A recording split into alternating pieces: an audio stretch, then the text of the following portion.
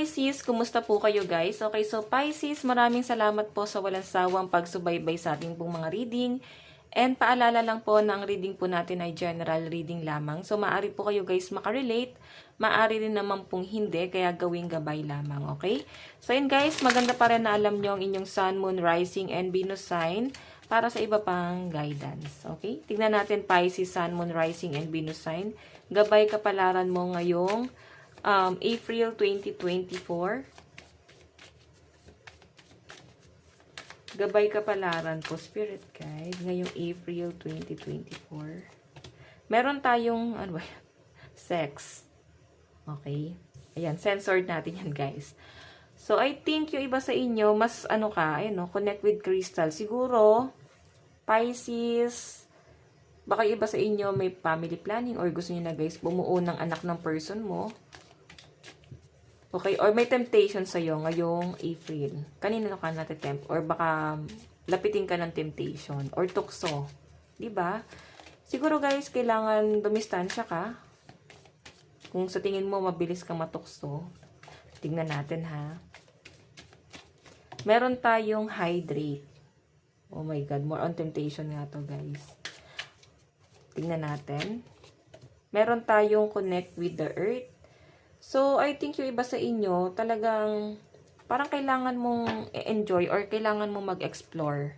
Okay? Yun ang nakikita ko dito, Pisces. Need mo mag-explore. May mga bagay kang dapat pang malaman. Kumbaga, bubusisiin. Ano ba yung mga mechanics? Ano ba yung mga dapat mo pang gawin? Ano pa ba yung kulang para mabuo yung mga plano mo? Okay? Yung iba sa inyo, guys, ayan, baka hindi ka ganun umiinom ng tubig. Kung ikaw ay mahilig sa alak, siguro ito na yung panahon para di ba healthy lifestyle ka naman. Okay? Yung iba sa inyo guys, siguro, ayan nga, mabalik tayo dito, may temptation sa inyo. Pero titignan natin kung ano yan ha. Mamaya ilalabas naman yan. Titignan natin, ano pa pong ipapakita ng inyong energy? Pisces, Sun, Moon, Rising, and Venus sign. Pisces, Sun, Moon, Rising, and Venus sign. Ano pa pong ipapakita sa kanila, Spirit Guide? Kapalaran ngayong April 2024. Meron po tayong unleash your kindest self. Sumobra ata kayo sa pagiging mabuting tao. Ayan.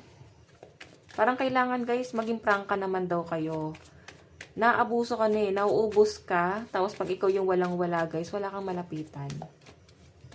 Meron tayong take inspired action. Tignan pa natin. Meron tayong speak your world into being. Okay, so guys, nakikita ko rito, para kang batang ligaw. Ganun yung napipil ko, or naliligaw. Okay? Masyado kang nag-e-explore. Hindi mo pa gamay or sabihin natin yes, ang tingin sa iyo ng mga tao is sobrang matured. Pero guys, sa kabilang banda may pagka-immature yung energy nyo. Okay, ganun yung nafe-feel ko sa inyo. Kasi maaaring ginagawa mo yung mga bagay na nagpapasaya sa inyo dahil napo-frustrate ka or nalulungkot ka. Okay? Pwede ka maging masaya sa ibang bagay nang hindi mo nasisira yung sarili mo, or pwede ka maging masaya na wala ka natatapakang ibang tao, or pwede ikaw to. Okay? Parang feeling mo naging panakip butas ka. Ayan. Sige, tignan natin. Possible na ang kadil mo is Capricorn, Virgo, and Gemini. Tignan pa natin guys pagdating sa love life mo. Love life po ni Pisces. Ayan, pasensya na guys. Ayan, pasensya na sa mga dumadaang sasakyan, no? Okay, tignan natin Pisces pagdating sa yung love life. Pisces pagdating sa love life mo. Meron po tayong 8 of Cups. May pagtalikod. May tinatalikuran ka na. Okay, ibig sabihin. Pero guys, tignan mo ha, kahit tinatalikuran mo to, nakatingin ka pa rin. Para bang may awa ka pa rin nararamdaman do sa tao, or naiintindihan mo pa rin. Yung tipong hindi mo kayang i-let go ng tuluyan kasi may may doubt ka pa rin do sa paglayo mo. Titignan natin. Pisces, meron tayong Eight of Swords. Nakikita ko na maring stuck ka. Maring makaka-feel ka ng disappointment. Tingnan natin ha. Meron tayong the High Priestess. Actually guys, sayang kasi tignan mo ha, Eight of Swords, tas may mga ATM dyan, tas pera. Siguro guys, sayang yung opportunity. Baka maganda yung daloy ng pera ni person. Or kung hindi naman to guys sa pera, maaari kasi guys na may naitutulong siya sa inyo. Nakakapag-provide siya sa inyo. Gusto mo nang umalis din, gusto mo na rin umalis doon sa sitwasyon. Pero Pisces, Eight of Cups yung energy, naawa ka pa rin. Hindi mo kayang alisan kasi nandun sa point na parang sayang naman yung nabe-benefits mo. Ganon. High Priestess, I think yung iba sa inyo, mas pinapagana mo pa rin yung isip mo dito. Okay, wala ka namang ibang intention or hindi naman yung parang may hinahabol ka sa kanya porque may pera or what. Nakikita ko nga sa inyo guys, awa yung nararamdaman mo. At yun nga guys, siguro dahil nga may nabe-benefits din, maaring tinitingnan mo yung sarili mo sa ibang tao na para bang magiging katulad ba ng sitwasyon mo ngayon sa person mo? Para bang same pa rin ba?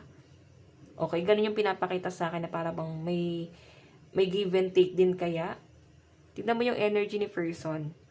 Wheel of Fortune, Six of Swords, Three of Pentacles. Actually, eto guys, collaboration. Siguro, kulang kayo guys sa plano.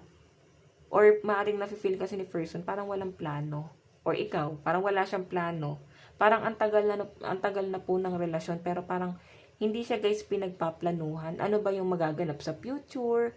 Ano ba yung stability na meron tayo in the near future? Ano ba yung assurance ko sa'yo? Parang wala kang nafe-feel na ganon.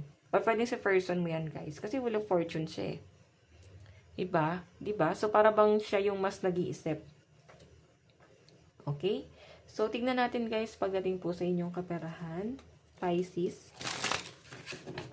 Sa pera po ni Pisces. Kaperahan po ni Pisces.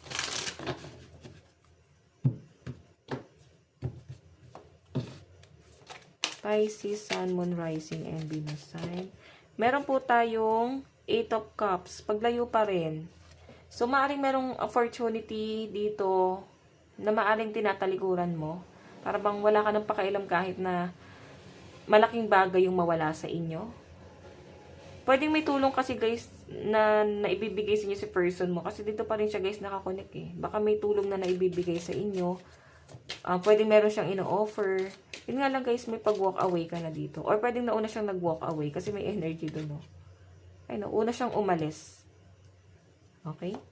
Tingnan natin. Siguro guys, ang iniisip mo dito is baka dahil sa pera kaya siya umalis. Or dahil kulang sa stability or walang plano. Yun ang iniisip mo. Sobrang nararamdaman mo. Parang ganyan. Tignan pa natin. Meron po tayong The Fool. Kaperahan mo. Ngayong April. Queen of Cups. Actually guys, yung iba sa inyo, ang sinasabi dito, maging matalino ka. Maging mapanuri ka pagdating sa pagmamanage mo ng pera. Kasi parang makaka-feel ka talaga ngayong April ng pangungulila sa pera. Ayan, may natatawa kasi pag sinasabi ko pangungulila sa pera. Ayoko naman sabihin na para bang literal na naghihirap sa pera, guys. Pangungulila na lang. Kasi pag sinabing pangungulila, para bang may chance pang bumalik, di ba? Nangungulila So, ayun nga guys, maaaring may pangungulila ka sa pera talaga. Okay, parang kahit anong gawin mo, alam mo yung feeling na nung meron ka, ang dami lumalapit sa inyo. Nung wala ka na, tapos yung tipong ikaw naman yung hihingi ng tulong, para bang nag-walk away sila. Para feeling mo, inabandon na ka na dito sa kawalan. Parang nasa na kayo? Nasa na kayo nung meron pa ako? So, maaaring mafe-feel mo siya ngayong April, guys, no? Mas magiging matalino ka dito. Titignan natin, guys, love advice. Love advice. Meron po tayong surprise. You may be about to be surprised. Diba? Maaring maso-surprise ka. Baka merong isang taong magso-surprise sa inyo. Or pwedeng maayos nyo rin naman, guys, yung relasyon. Kasi sabi ko nga dito, may doubt ka sa paglayo mo Baka maayos nyo pa rin, guys. I-work out pa rin to. Baka kasi kayo ay may past life. So, parang Meron kayo unfinished business din ni person na parang kailangan yung pagbayaran. Kung ba't nangyayari to, no? Pero guys, nakikita ko parang babalik pa rin kasi parang aayusin pa rin siya eh. Or pwedeng kulang sa effort kasi. Baka ikaw to magbibigay ng surprise or baka siya. Okay, so tignan natin advice. Meron tayong joy. Affirmation surrounding light beauty. Ayun, iba sa inyo guys, siguro mas kailangan, mas maging conscious ka palalo. Pagdating sa health and sa inyong itsura, 'di ba? Kailangan mas maging conscious ka pa. Kasi ito rin guys yung ginagamit mo pangharap sa tao. Mas maging presentable. Parang sinasabi kasi nung card ba kasi ang trabaho mo is parang front desk, 'di ba? Pangharap mo sa tao yung inyong physical appearance, okay? So guys, ito lang po ang inyong reading. Hanggang sa muli. God bless and love you. Thank you.